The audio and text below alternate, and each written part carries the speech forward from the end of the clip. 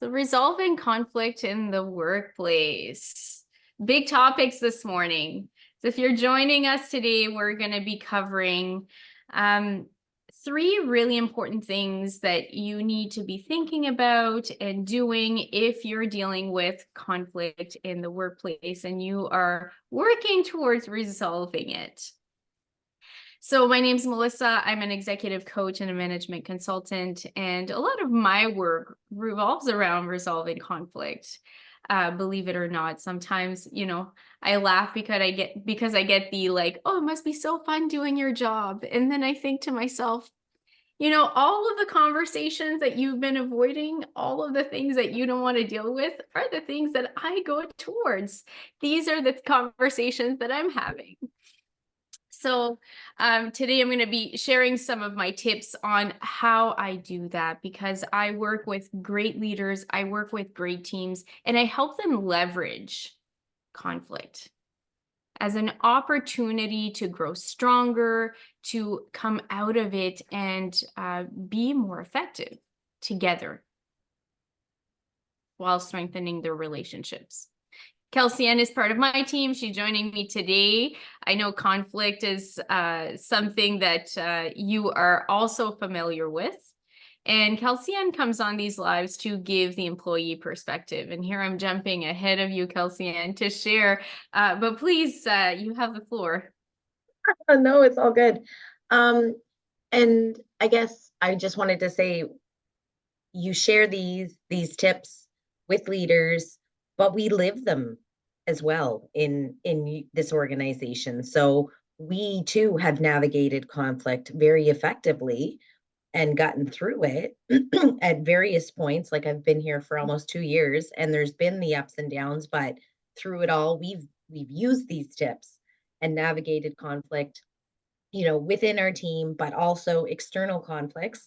And, these tips work. Surprise. Mhm. Surprise. If you live it, if you do it, it it is an opportunity. So conflict can be a barrier. It can come in the way of productivity. A lot of productivity is lost when employees are concerned, when they're having, side conversations, when they're hijacked, when they're spending their time fighting against or resisting or all of these things that come with tension and conflict. And yet, there's a beautiful opportunity in really resolving real issues below the behavior. The behavior is happening because of the tension, because there are needs that are not being met. And so seeing beyond the conflict, seeing beyond the behavior helps us gain insight into how to truly resolve something. So we're going to talk about conflict just a little bit to just give us a new way of thinking about it. So if you can think about, my arm here being the ground, conflict starts as tensions, and that starts below the ground. These are below the surface. These are things that we're not necessarily seeing yet, but people are feeling it. And it starts internally for people. And then if you are an empathetic leader, if you are keyed into people, if you have your finger on the pulse of things, and this is why it's so important, is you can start picking up these tensions before they make surface and they become, a little bit of a tsunami or a tornado or a volcano, however it presents itself. Before it becomes an issue, we can pick them up when they're tensions. And that is the easiest time to resolve conflict. It's before it actually blows up, before it actually becomes a thing, is we can be working with tension. Some tensions can be resolved, other tensions can be managed. All right, so that empathy, it is what is going to help you prevent. And then we have the explosion. Then we have the, whoa, we are all aware that something's going down. Okay. And at this point, things become messy and they start affecting not just one people, but many people in the team. And I'm sure it was already starting to affect, but now we have a lot of messiness on our hands, which means we're dealing with high, hot conflict. And we're going to have to get into it. And we're going to have to calm everything down before we can really start resolving. Understanding first what is really happening in order to figure out how to resolve it. And then sometimes we're too busy and we would rather not deal with the conflict at all. So we like to bury our heads in the sand, avoid, wish, hope that it just goes away. And I was the queen of avoidance. I did not like conflict. It's a very, very interesting that I find myself doing this work because I avoided conflict like the plague. And what happens is it seemingly goes away, but all of those tensions are still under the surface. So maybe the volcano has calmed down and sometimes you'll see a puff of smoke or something, but those tensions below the surface are still there, which means that with the perfect conditions, right, it's going to explode again. It's going to come up again. And then we start going on this cycle of this continues to happen. We can see the patterns, we see the behavior, and we don't really know what to do. And we still keep hoping that it goes away. And then we think things like it's a personality issue. They should just learn to work together. Why is this always happening? And somebody else is responsible. What's coming up for you, Kelsey Ann, as I'm just speaking about this? And for anyone who's listening, please, drop your thoughts here in the comments. Absolutely. I think one thing that's coming up for me is how most people just don't want to deal with conflict, right? They have their own baggage when it comes to conflict. They have their own experiences. And people just, like you said, put their head in the sand, like, oh, it's going to go away, eventually, I don't want to deal with this. Somebody else can deal with it. Or they're like, okay, yeah, I got this.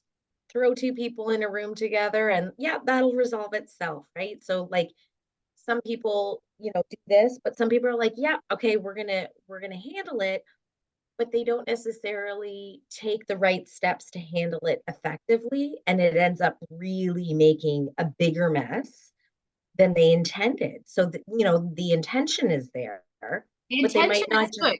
yes, Exactly. exactly. Exactly. But are we comfortable dealing with conflict and do we know how to? That's really what you're highlighting there, which is interesting. So do we have the comfort to do it? And that comfort comes with a competency called navigating emotions, which is what I help leaders develop, right? The ability to navigate emotions and really be in that place of influencing how people feel in the climate here, which influences behavior. And do we know what to do? If we're comfortable enough, do we know what to do? Yeah, because I think most leaders have the experience of dealing with conflict and it, blowing up in their face, or you're witnessing others dealing with conflict and seeing it happen and be like, okay, what just happened there? Right? Not necessarily having the awareness, like, I don't know what just happened, but that's not good. Like you can feel it. It doesn't, you hear the blowback afterwards. It didn't work.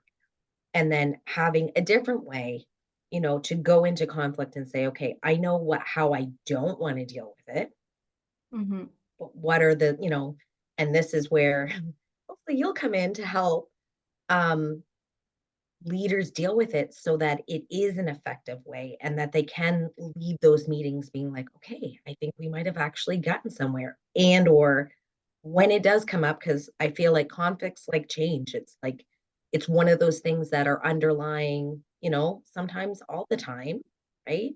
Possibly. Um, that it's going to be something that you are going to have to learn to navigate. Yeah. Yeah. And conflict is never going to be comfortable. Like, don't get me wrong, there's never a moment where you're going to be like, oh, this feels completely comfortable.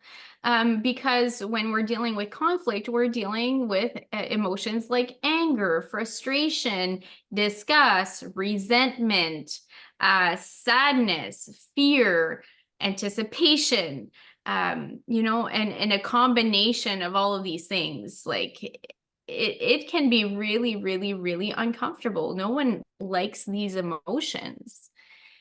And yet they're coming up for a reason, and they can be useful and they can be leveraged.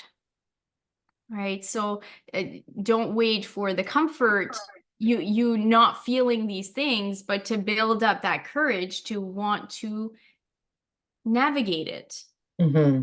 leverage it. Mm-hmm. And the only way to the other side is through, unfortunately. All right, so let's talk about the way through. Okay, let's talk about the way through. Definitely. And we're going to continue this conversation about emotions because emotions drive behavior, right? Emotions are behind behavior. They're a chemical signal that from our brain to ourselves to behave. And so we're constantly emoting. These emotions are not going to go away, but we can be dealing with emotions like frustration and anger and resentment and all these things that we just talked about.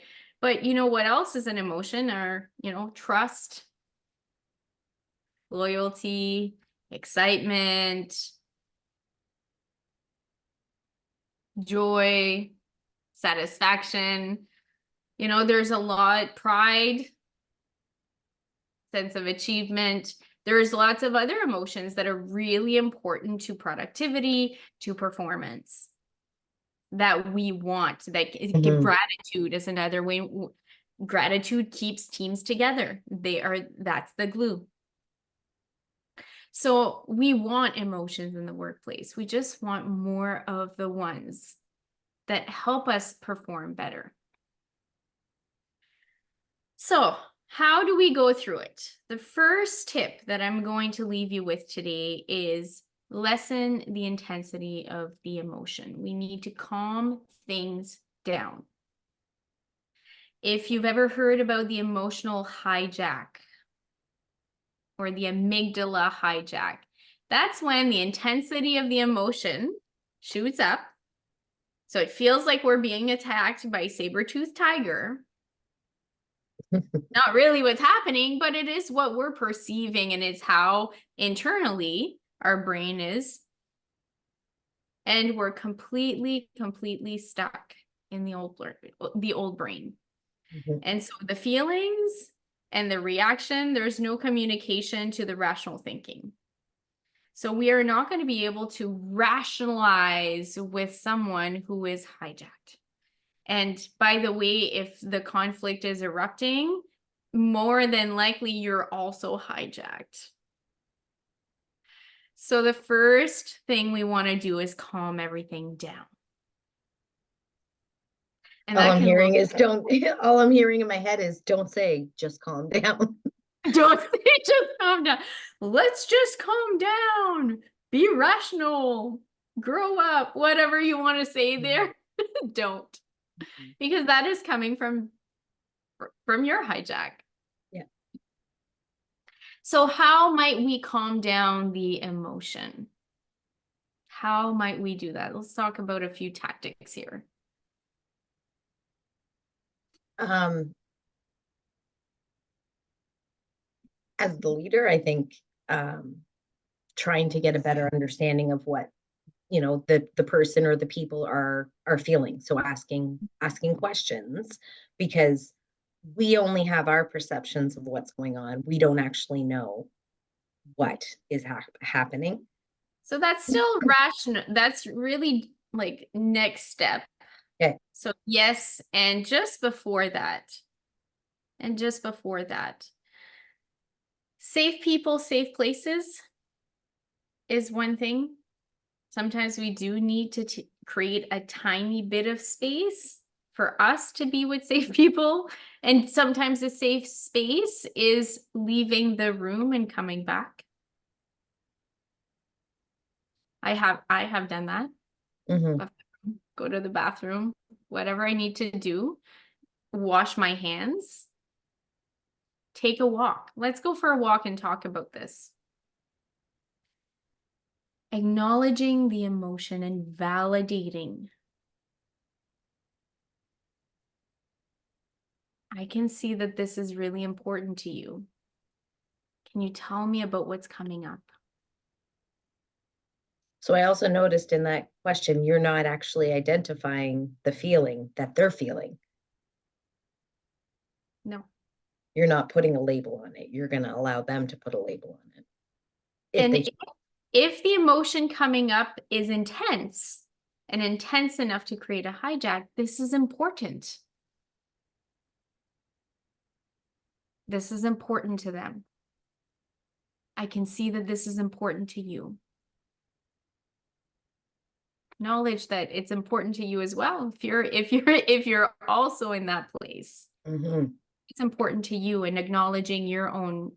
Don't wait for somebody else to do it, but acknowledge yourself. Acknowledge the emotions that are coming up for you. Mhm. And what we've seen with research is just putting a name to the emotion automatically lessens the emotion, puts you in that place of control again. So number one, lessen the emotion and be a facilitator to help other people lessen their emotion. Name the emotion, safe people, safe places, and rhythmic movement, which is why I talked about taking a walk. Taking a walk, swinging, movement of any kind. And here we're not trying to rationalize, we're just really focusing on calming down. Making sense? Can you think about ways that you can do that, Kelsey Ann? Yeah, definitely. Now, bonus question. Oh, Oh, she's like, oh, I'm gonna get put on the spot. How do we do that on our team? how do we, Lessen the intensity of the emotion. um, we sometimes identify it. So, I've heard from you. This seems important to you.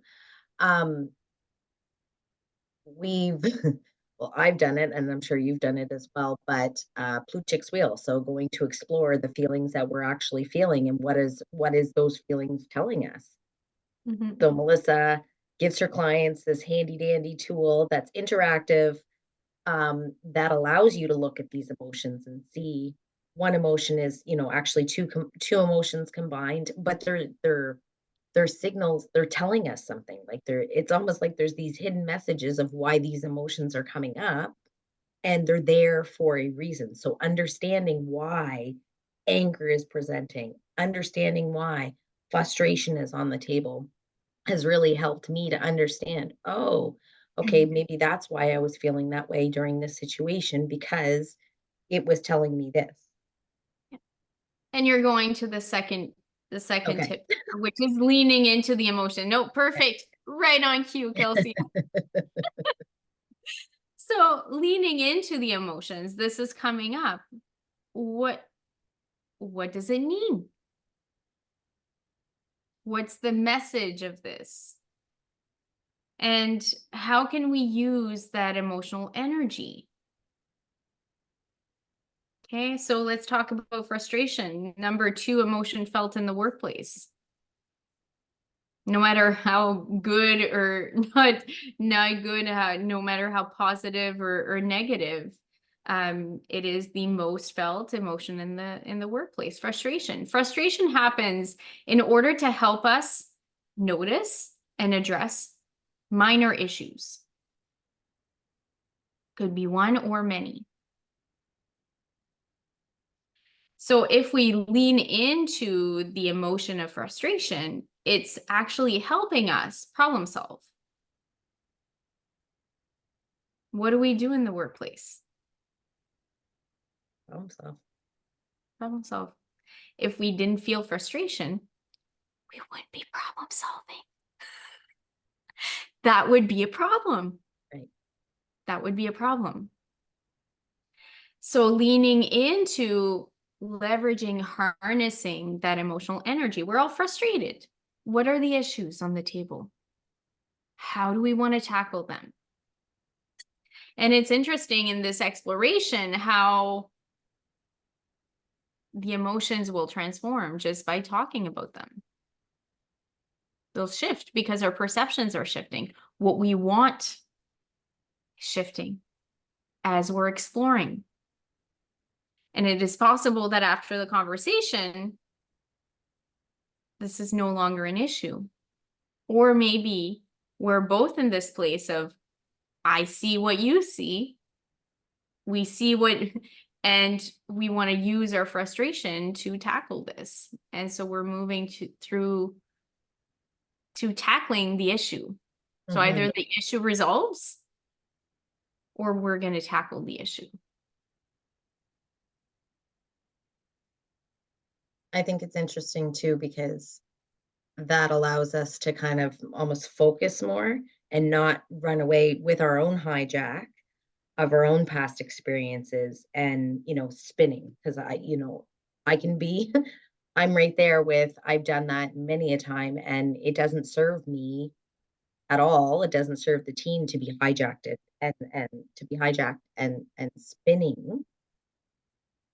So this at least gives you direction on how to move through and not spin. Yeah. And the third piece that I'm going to add here to the table is facilitating trust. Trust being one of those emotions that we've been talking about. But trust is an emotion that tells us to open up and collaborate. And distrust tells us to shut down and distance ourselves and disengage. And so if we're wanting to resolve this conflict, we're going to need trust. But because of the behaviors that come out of conflict, those create distrust. So let me offer that trust and distrust could both be present. So just because, we have a relationship and we have had some trust in the past could mean that we have some trust. And how high or low is that trust right now based on what's going on and all of the things in play? And then how much distrust is also present. So it is possible that these two things are present in this conversation. So we're going to need to, one, because it's always moving, it's very, very fluid, and it's always present, we're going to need to increase, enhance, optimize, if you will, the trust that we have. So great, we have trust, let's build it. Which means focusing on the relationship, on how we're interacting with each other through this conflict resolution is going to be key. Grace? And then what distrust is present? And can we work through that? Right? Go back to step 2. What's happening that we're feeling distrustful? What is that really telling us? And is that something that we can move through to create more trust, or at least manage the distrust? So you can ignore trust and you can be like, check mark, it's all good. We have a good relationship. But that means you're not increasing, you're not intentionally giving, supporting this conversation. The trust will support the conversation. And the beautiful thing about trust is the more trust you have, the deeper you can go. And the real issue, so if you can think about it like an iceberg, we have the behavior on the top. This is what we can see, feel, pick up with our senses. And then there's really everything that's below the surface. And remember that tension is below the surface.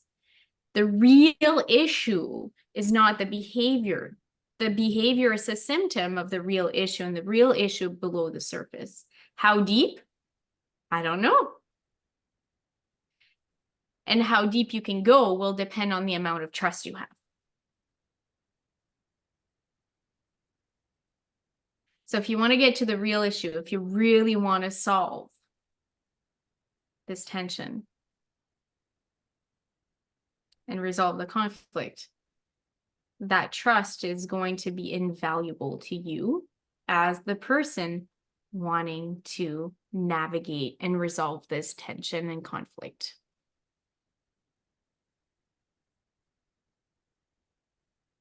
I feel like I've just given you lots to think about. So much. So much. Excuse me.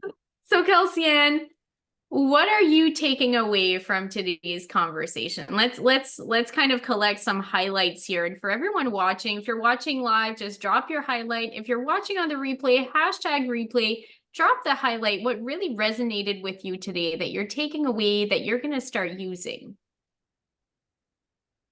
I think knowing that trust is fluid and, expecting that there will be sometimes within yourself, but also within others, it's not going to be a check mark that you just proceed.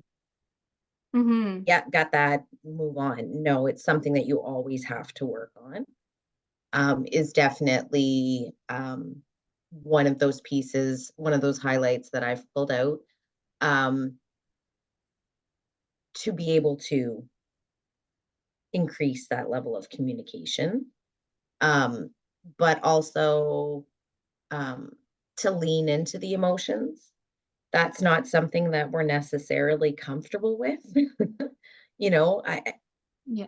That was a big learning curve on my behalf. Joining your team was okay, like it's all out there. We're talking about this. We're not talking about it like I had done in previous, with previous employers of, okay, yeah, we just have to do X, Y, and Z, and we don't have time to talk.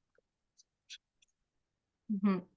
Right. So that's definitely a big shift that I've noticed, and a highlight that feels weird to do in the time, like, to get used to leaning into your emotions. But once you Yeah. do, and that becomes normal, it feels a lot better because you're able to work through those emotions that much more effectively. Yeah. So for me, what I'm taking away from today, and this is a review for me, and yet it's really important to go back to, the basics and to look at that again, is that lessening the emotion. And that recognition that my hijack is also contributing here. And so as much as I'm facilitating the other person, I need to facilitate for myself. And that's something that's come up for me, is realizing this just earlier this week, how I was hijacked by stress. It really didn't have anything to do with you. And yet my hijack and my behavior invited yours, right? And then I was like, huh, interesting. And I was observing it happen, and I took that pause for myself and for you. I said, okay, I recognize what's going on. I'm not sure what to do about it right now. I need to calm down, and you need to, calm down as well. Mm-hmm. Not that I was going to tell you to calm down, but creating that little bit of space for us, and then coming back to it and saying, okay, what's coming up for you? Yeah. And I didn't let it go more than 24 hours. Mm-hmm.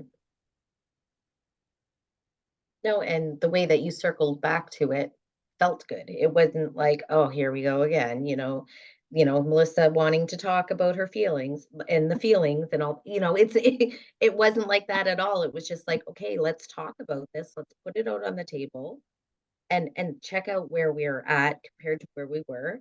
And our emotions had both come, Mm-hmm. Yeah. right? And we were able to navigate and work through it. And it feels good to do that. Mm-hmm.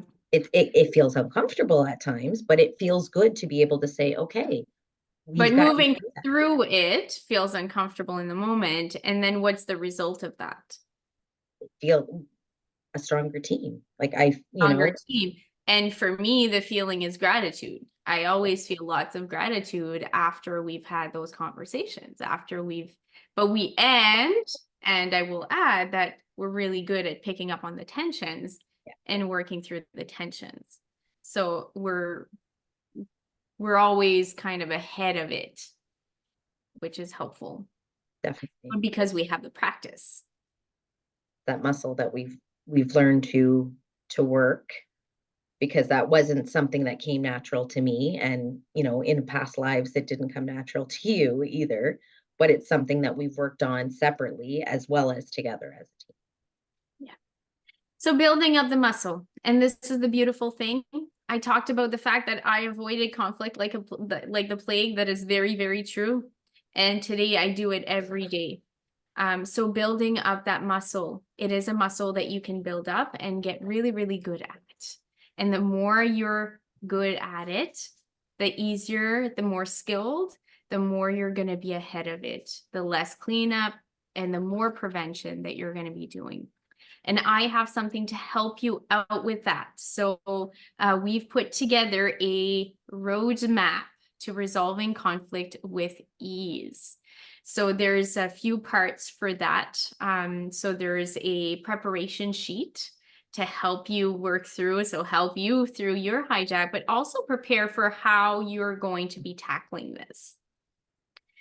And then there is a step-by-step play on how to structure that conversation with some example questions and some example statements that you can make through that conversation. And you can have that conversation in 5 questions or less to get the result, get the win-win that you're looking for. So how do we get access to that roadmap, Kelsey Ann? So you can just drop in the comments below roadmap, and myself or Melissa will get in contact and send that along, because it is something that you won't want to miss out on. It's something that clients and that they use and they come back to and come back to. And actually, as we were talking about this, it's like, okay, Melissa, how do you work through these conflicts? Like, do you write something down? Do you take time before you go back into these conflicts to really, or is this off the cuff? So you use this roadmap. Exactly. So there is part of it is the preparation.